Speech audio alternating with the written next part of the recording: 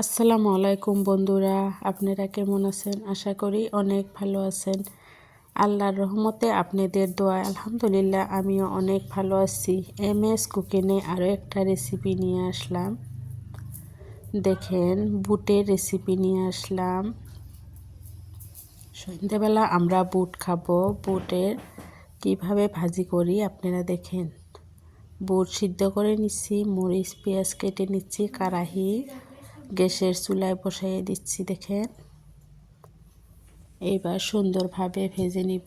আশা করি ভিডিওটা ভালো লাগবে। যদি ভালো লাগে লাইক কমেন্ট শেয়ার করেন, সাবস্ক্রাইব করে দিয়েন, নতুন বন্ধু হয়েন, সাথেই থাকেন।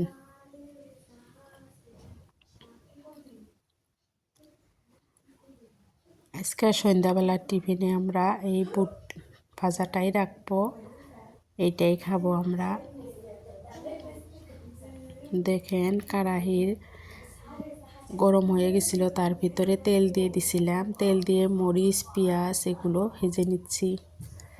বুটের ভিতরে নুন হলুদ দিয়ে দিচ্ছি। নুন হলুদটা দিয়ে আমি বুটটা ভাজি করব, বেশি কিছু মশলা দিব না।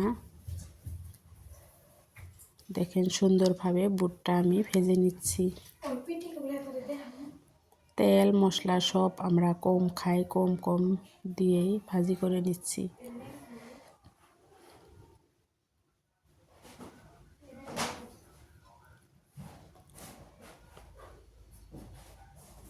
বুটটা ভাজা হয়ে গেল। দেখেন ফাইনাল লুকটা কত সুন্দর হয়েছে।